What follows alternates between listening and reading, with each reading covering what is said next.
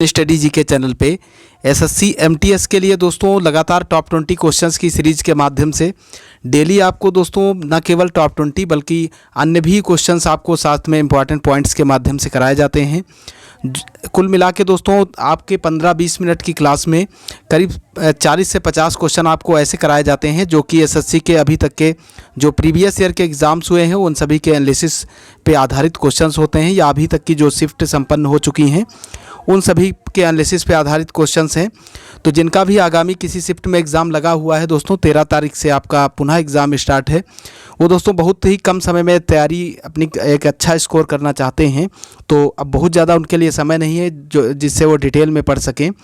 वो चैनल पे विजिट करके दोस्तों पूरी सीरीज़ को ज़रूर एक बार देख लीजिएगा, क्योंकि सारे क्वेश्चंस की प्रैक्टिस आपको कराई गई है जो अभी तक के पूछे गए हैं, कोई उसमें फेक क्वेश्चंस है नहीं। तो बहुत ही कम समय में दोस्तों आपकी तैयारी हो जाएगी और आप एक अच्छा स्कोर कर पाएंगे, क्योंकि दोस्तों प्रैक्टिस की बहुत ही ज़रूरत होती है किसी भी एग्ज़ाम में अच्छा स्कोर करने के लिए। और दोस्तों कम समय में यदि एक बेहतर स्कोर आप करना चाहते हैं तो प्रैक्टिस ही वो अच्छा एक मार्ग है जिससे आप एक बेहतर स्कोर कर सकते हैं। तो आइए चलते हैं दोस्तों आज की क्लास की ओर बिना किसी देरी के। आगे बढ़ने से पहले दोस्तों आपको बता दें, अभी तक आप इस चैनल से नहीं जुड़े हैं तो चैनल को सब्सक्राइब करके चैनल से ज़रूर जुड़ें ताकि दोस्तों हर वीडियो का आप लाभ उठा सकें। दोस्तों आज का पहला प्रश्न आपके सामने है, कपिलधारा जलप्रपात किस नदी पर स्थित है। बहुत ही अच्छा क्वेश्चन है, इंपॉर्टेंट क्वेश्चन है दोस्तों, कई बार पूछा गया है, तो आप ज़रूर इसे याद रखिएगा, हो सकता है आपके एग्ज़ाम में आए। कपिलधारा जलप्रपात कहाँ स्थित है दोस्तों, नीचे 4 ऑप्शन दिए गए हैं, तापी नदी पर, शरावती नदी पर, नर्मदा नदी पर या इंद्रावती नदी पर। तो कपिलधारा जलप्रपात दोस्तों कहाँ स्थित है, नर्मदा नदी पर स्थित है दोस्तों, ऑप्शन सी इसका बिल्कुल करेक्ट हो जाएगा। नर्मदा जिसको दोस्तों रेवा के नाम से भी जाना जाता है, इंपॉर्टेंट पॉइंट्स में लिखा हुआ है दोस्तों, और मध्य भारत की एक नदी और भारतीय उपमहाद्वीप की 5वीं सबसे लंबी नदी है नर्मदा। तो ये इंपॉर्टेंट पॉइंट्स हैं, इनको भी आप याद रखेंगे। अगला क्वेश्चन आपके सामने है, निम्नलिखित में से कौन सी हिमालय की पर्वत चोटी असम राज्य में स्थित है। नंदा देवी, नामचा बरवा, धौलागिरी, कंचनजंगा। तो इसमें से दोस्तों जो नामचा बरवा पर्वत श्रेणी है वो दोस्तों पर्वत चोटी कहाँ स्थित है, असम के अंदर स्थित है, असम राज्य में। और अम्बुबाची का मेला आप याद रखिएगा दोस्तों, ये भी कहाँ लगता है, अम्बुबाची का मेला भी असम में ही दोस्तों लगता है, जो कि कई बार पूछा गया है। अगला क्वेश्चन देखते हैं।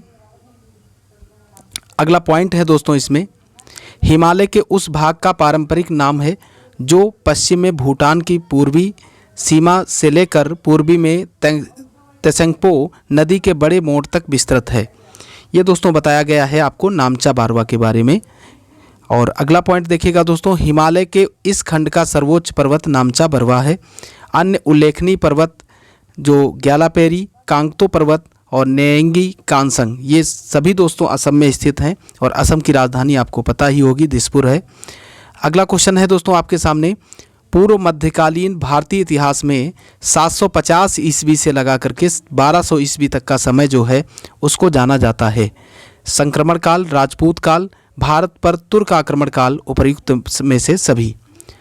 तो दोस्तों 750 से लगा के 1200 ईस्वी तक का जो कार्यकाल है, समय है दोस्तों, टाइम पीरियड, उसको राजपूत काल के नाम से जाना जाता है। राजपूत शब्द दोस्तों क्या होता है, इंपॉर्टेंट पॉइंट्स में बताया गया है। राजपूत शब्द दोस्तों संस्कृत के राजपुत्र का भ्रंश है। सामान्यतः इसका अर्थ होता है राजा का पुत्र या शाही परिवार के किसी व्यक्ति का राजपुत्र। पर हर्ष की मृत्यु के बाद राजपूत या राजपुत्र शब्द का प्रयोग जाति के रूप में होने लगा। हर्षवर्धन दोस्तों, जिसका नाम आपने सुना होगा, हर्षवर्धन के कार्यकाल के बाद में दोस्तों, मृत्यु के बाद में दोस्तों राजपूत या राजपूत शब्द का प्रयोग जाति के रूप में होने लगा। अगला क्वेश्चन देखिएगा।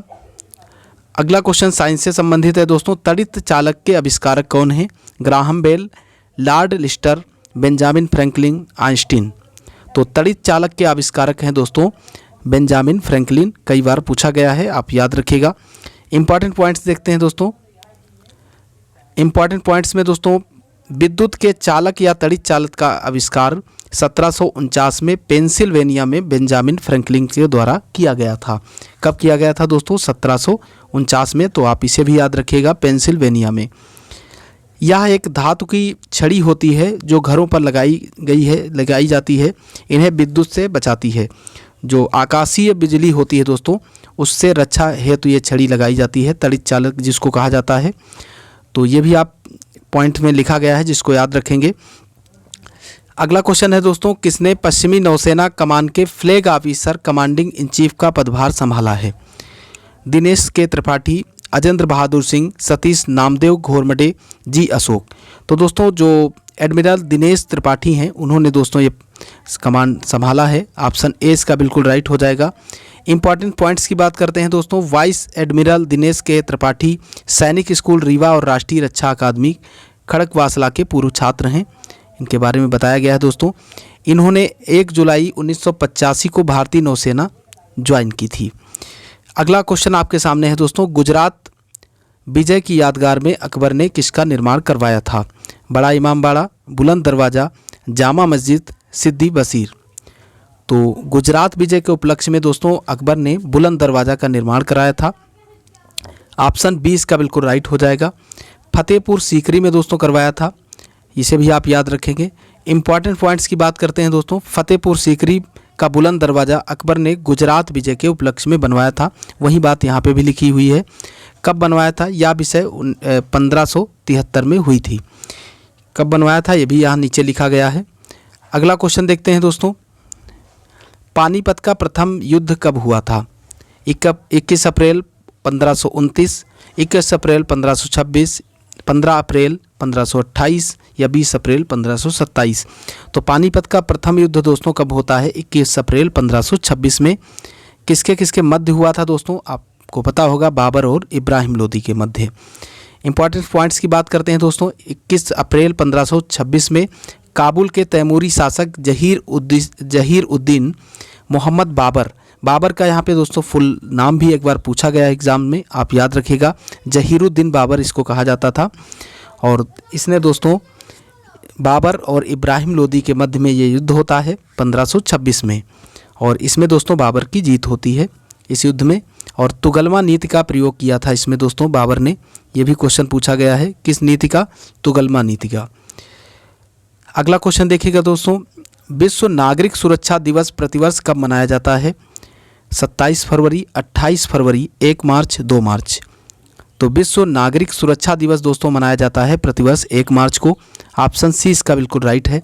इंपॉर्टेंट पॉइंट्स में देखते हैं दोस्तों। 1990 में इस दिन को अंतर्राष्ट्रीय नागरिक सुरक्षा संगठन द्वारा वैश्विक अवकाश के रूप में घोषित किया गया था। अंतर्राष्ट्रीय नागरिक सुरक्षा संगठन में 58 सदस्य हैं दोस्तों और 17 पर्यवेक्षक राज्य हैं। ICDO एक अंतर सरकारी संगठन है जो बुनियादी ढांचे और पर्यावरण की रक्षा करते हुए नागरिकों को विकसित और सुरक्षित रखने में मदद करता है। इसी के बारे में बताया गया है कि दोस्तों ये किस प्रकार का संगठन है। नागरिकों को दोस्तों पर्यावरण की रक्षा करते हुए विकसित और सुरक्षित रखने में मदद करता है ICDO। अगला क्वेश्चन देखते हैं दोस्तों, मयूराक्षी परियोजना से भारत के कौन से 2 राज्य लाभान्वित हो रहे हैं? बिहार एवं उत्तर प्रदेश, पश्चिम बंगाल एवं असम, पश्चिम बंगाल एवं झारखंड एवं मध्य प्रदेश। मयूराक्षी परियोजना दोस्तों जो कि कई बार एग्जाम में पूछी जा चुकी है, इससे पश्चिम बंगाल और झारखंड ये 2 राज्य लाभान्वित हो रहे हैं। तो आप इम्पॉर्टेंट क्वेश्चन है, इसको जरूर याद रखिएगा। अगला क्वेश्चन देखते हैं दोस्तों, आंध्र प्रदेश एवं ओडिशा की सम्मिलित परियोजना कौन सी है? मुचकुंड परियोजना, मयूराक्षी या दोस्तों नागार्जुन सागर या पोचमपात। तो इसमें दोस्तों जो ओडिशा और आंध्र प्रदेश की संयुक्त परियोजना है वो है दोस्तों मुचकुंड परियोजना। ऑप्शन ए इसका बिल्कुल करेक्ट है। इंपॉर्टेंट पॉइंट्स में भी देखते हैं दोस्तों, मचकुंड या मुचकुंड पनबिजली परियोजना आंध्र प्रदेश और उड़ीसा के सीमा के बीच दुदुमा जलप्रपात के पास स्थित है। कहाँ पे दोस्तों? दुदुमा जलप्रपात के पास। यह आंध्र प्रदेश सरकार और उड़ीसा सरकार की सहयोगी परियोजना है। तो जैसा कि आपको बता चुके हैं। अगला क्वेश्चन देखते हैं दोस्तों। अगला प्रश्न आपके सामने है, भारत में कृषि के क्षेत्र के GDP का कितना प्रतिशत भाग कृषि शोध पर व्यय किया जाता है? कृषि शोध पर दोस्तों जो एग्रीकल्चर रिसर्च हैं उन पर कितना GDP का कितना प्रतिशत भाग व्यय किया जाता है? तो 0.3%। ऑप्शन ए इसका बिल्कुल राइट है। इंपॉर्टेंट पॉइंट्स में देखिएगा दोस्तों, इंपॉर्टेंट पॉइंट्स देखिएगा दोस्तों, आर्थिक सर्वेक्षण में कहा गया है कि वैश्विक महामारी की वजह से दूसरे देशों की तरह भारत को संकट का सामना करना पड़ा। 2021-22 में वास्तविक जीडीपी में तेज रिकवरी होने की संभावना है, जो कि 10 से 12% तक रह सकती है। अगला पॉइंट है, इसके बाद 2022-23 में 6.5% और 23-24 में 7% वृद्धि का अनुमान लगाया गया है। तो ये रहे दोस्तों इंपॉर्टेंट पॉइंट्स। अगले क्वेश्चन की ओर बढ़ते हैं। अगला प्रश्न है दोस्तों, वेल्थ ऑफ नेशंस पुस्तक के लेखक कौन हैं? ये कई बार पुस्तक पूछी गई है दोस्तों, और इसके लेखक हैं एडम स्मिथ। ऑप्शन ए इसका बिल्कुल राइट है। इंपॉर्टेंट पॉइंट्स की बात करते हैं। स्मिथ को अर्थशास्त्र का पिता या पूंजीवाद के पिता के नाम से जाना जाता है। एडम स्मिथ को दोस्तों अर्थशास्त्र का पिता, अभी कल आपको मैंने पढ़ाया था दोस्तों, हेरोडोट्स को इतिहास भूगोल का जनक के नाम से जाना जाता है दोस्तों। किसको? हेरोडोट्स को। और दोस्तों एडम स्मिथ को अर्थशास्त्र के पिता या पूंजीवाद के पिता के रूप में भी जाना जाता है। अगला पॉइंट है, यह 1976 में प्रकाशित हुई थी। ये पुस्तक दोस्तों कब प्रकाशित हुई थी? 1976 में। और यह राष्ट्र की धन निर्माण प्रक्रिया के एकत्रित विवरणों में से एक है। यह आधुनिक आर्थिक व्यवस्था का मूल है। इसमें दोस्तों जो आधुनिक आर्थिक व्यवस्था है उसका वर्णन किया गया है इस पुस्तक में। अगला क्वेश्चन देखते हैं, भारत के किस युवा खिलाड़ी ने वर्ल्ड यूथ वेटलिफ्टिंग चैंपियनशिप में कांस्य पदक जीता है? धनुष लोकनाथन, प्रियम गर्ग, विकास ठाकुर, लवप्रीत सिंह। तो इसमें दोस्तों धनुष लोकनाथन ने जो है कांस्य पदक जीता है। और अगला क्वेश्चन देखते हैं दोस्तों, ढिल्लिका नगर की स्थापना किसने की थी? ढिल्लिका, जिसको वर्तमान में दोस्तों दिल्ली का प्राचीन नाम क्या था? ढिल्लिका कहते थे इसको, और इसकी स्थापना तोमरों के द्वारा की गई थी। ऑप्शन बी इसका बिल्कुल राइट हो जाएगा। इंपॉर्टेंट पॉइंट्स में देखिएगा दोस्तों, चंद्रबरदाई की रचना पृथ्वीराज रासो में तोमर वंश राजा अनंगपाल को दिल्ली का संस्थापक बताया गया है। दिल्ली का संस्थापक भी यहाँ पे दोस्तों लिखा हुआ है, आप याद रखिएगा कौन थे? राजा अनंगपाल को जो चंद्रबरदाई की रचना है पृथ्वीराज रासो, उसमें बताया गया है दोस्तों। ऐसा माना जाता है कि उसने ही लाल कोट का निर्माण करवाया था और लौह स्तंभ दिल्ली लाया था। दिल्ली में तोमर वंश का शासनकाल 900 से लगा करके 1200 ईस्वी तक माना जाता है। तो ये कुछ इंपॉर्टेंट पॉइंट्स हैं जिसे आप याद रखेंगे, और संस्थापक जरूर याद रखिएगा दोस्तों, अनंगपाल को माना जाता है पृथ्वीराज रासो के अनुसार। अगला प्रश्न देखिएगा, भारत की सबसे बड़ी बहुउद्देशीय नदी घाटी परियोजना कौन सी है? दामोदर नदी घाटी परियोजना, भाखड़ा नागल परियोजना, या हीराकुंड परियोजना, चंबल घाटी परियोजना। तो भारत की सबसे बड़ी बहुउद्देशीय नदी घाटी परियोजना दोस्तों भाखड़ा नागल परियोजना है, जो कि दोस्तों सतलुज नदी पर है। किस नदी पर स्थित है? सतलुज नदी पर स्थित है दोस्तों, पंजाब में। तो ये भी आप याद रखेंगे किस नदी पर है। और आगे बढ़ते हैं अगले क्वेश्चन की ओर। अगले क्वेश्चन बढ़ने से पहले दोस्तों इसके इंपॉर्टेंट पॉइंट्स देखते हैं। पंजाब में सतलुज नदी पर स्थित भारत की सबसे बड़ी बहुउद्देशीय नदी घाटी परियोजना है। कौन सी दोस्तों? भाखड़ा नागल। यह राजस्थान, पंजाब और हरियाणा की संयुक्त परियोजना है। इसमें राजस्थान की हिस्सेदारी 15.2%। इसकी कुल लंबाई 649 किलोमीटर है, जिसमें से 169 किलोमीटर पंजाब तथा 14 किलोमीटर हरियाणा में तथा शेष राजस्थान में स्थित है। ये सब पूरी जानकारी डिटेल उसकी दी गई है दोस्तों। अगला क्वेश्चन देखते हैं, जोग जलप्रपात किस नदी पर स्थित है? शरावती, कावेरी, नर्मदा, चंबल। जोग जलप्रपात दोस्तों शरावती नदी पर स्थित है। ऑप्शन ए इसका बिल्कुल राइट हो जाएगा। जोग, या इसी को दोस्तों कहते हैं गरसोप्पा। क्या कहते हैं? गरसोप्पा भी कहते हैं दोस्तों इसको। और ये जो भारत का सबसे ऊंचा जलप्रपात है, जोग या फिर गरसोप्पा। इंपॉर्टेंट पॉइंट्स में देखिएगा दोस्तों, यह भारत का सबसे ऊंचा जलप्रपात है और कर्नाटक राज्य में स्थित है, शरावती नदी पर। इसकी ऊंचाई दोस्तों मीटर में यहाँ पे मिस है, तो ये आप देख लीजिएगा दोस्तों इसकी ऊंचाई कितनी है। बाकी दोस्तों ये क्वेश्चन पूछा गया है कि ये भारत का सबसे ऊंचा जलप्रपात कौन सा है? तो जोग जलप्रपात है। किस नदी पर स्थित है? शरावती नदी पर। किस राज्य में है? कर्नाटक में। तो ये 2-3 क्वेश्चन इंपॉर्टेंट है जो आपको मैंने बता दिया। अगला क्वेश्चन देखते हैं, नागालैंड विधानसभा के लिए निर्वाचित होने वाली पहली महिला विधायक कौन बनी हैं? ये दोस्तों करंट अफेयर्स से रिलेटेड क्वेश्चन है। तो इसका जो राइट आंसर है हेकानी जाखालू बनी है दोस्तों। नागालैंड जो विधानसभा है उसमें निर्वाचित होने वाली पहली महिला विधायक। इंपॉर्टेंट पॉइंट्स में देखिएगा दोस्तों, इनके अलावा दोस्तों जो पश्चिमी अंगामी सीट से जो अंगामी सीट है वहाँ नागालैंड में, वहाँ से दोस्तों सलहूतुन क्रूसे जीती हैं। और इसके अलावा दोस्तों दीमापुर सीट से हेकानी जाखालू जीती थी। इनकी सीट का भी नाम आप याद रखिएगा, दीमापुर सीट है हेकानी जाखालू की। और एक और महिला दोस्तों विधानसभा की अध्यक्ष बनी है, विधानसभा की सदस्य बनी है दोस्तों। क्या नाम है उनका? सलहूतुन क्रूसे। नागालैंड की राजधानी आप सभी को पता होगा दोस्तों, कोहिमा है।